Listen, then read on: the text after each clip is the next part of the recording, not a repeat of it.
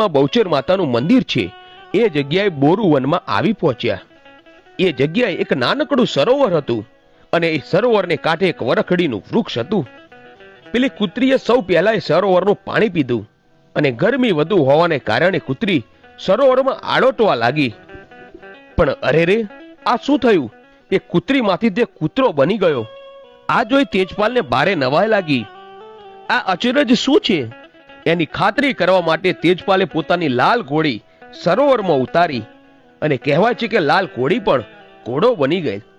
આ કૂતરી અને ઘોડાના ચમત્કાર પછી તે પોતે સરોવરમાં ઉતર્યો અને પછી માં બહુચરની કૃપા એની ઉપર ઉતરી અને પોતે સ્ત્રીમાંથી પુરુષ બની ગયો અને પછી પોતે હરખ અને આનંદમાં આવી ગયો અને વિચાર્યું કે નક્કી અહીં કોઈ દેવીનો વાસ છે અને પોતે વરખડીના ઝાડ નીચે ત્રિશુલ ખોડેલી નિશાની યાદ રાખીને અને પોતે ઘોડે ઉપર સવાર થઈ કાલરી ગામ આવે છે અને બધા એને સમાચાર આપે છે કે એના ઉપર માતાજીની કૃપા થતા એ સાચે જ સ્ત્રીમાંથી પુરુષ બની ગયો છે।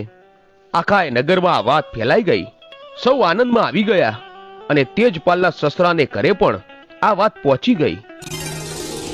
બેટા, હું બહુચરા છું।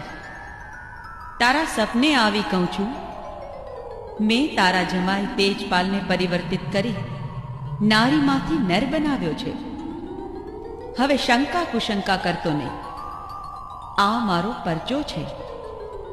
હવે તું મારા સ્થાનકે જા અને ત્યાંથી મારા શરણે આવેલ તેજપાલને માનભેર લઈ જા। તે વાત જાણી એના સાસુ સસરા અને એની પત્ની બધા જ કાલરી ગામ આવે છે અને આ બધા જ ભેળા થઈ ત્યાં સરોવર પાસે આવે છે અને વરખડીના ઝાડમાં માં બહુચરાએ ભરાવેલું એ વખતનું ત્રિશુલ જોવે છે। ત્યાર પછી તેજપાલ સોલંકીએ માં બાળા ત્રિપુરા સુંદરી બહુચર માતાનું મંદિર બનાવ્યું। આજે બહુચરાજીમાં મોટા મંદિરની પાછળ જે વરખડીના ઝાડ વાળું મંદિર છે ને, તે તેજપાલ સોલંકીએ બંધાવ્યું હતું। આ મંદિર સંવત 787 માં બંધાવવામાં આવ્યું હતું। તો મિત્રો, આ હતો ચુવાડ પંથકમાં બેઠેલી માં બહુચર માનો ઇતિહાસ। મિત્રો, આવા જ વિડીયો જોવા માટે આજે જ અમારી આ ચેનલ A1 ગુજરાતીને સબસ્ક્રાઇબ કરો। ધન્યવાદ।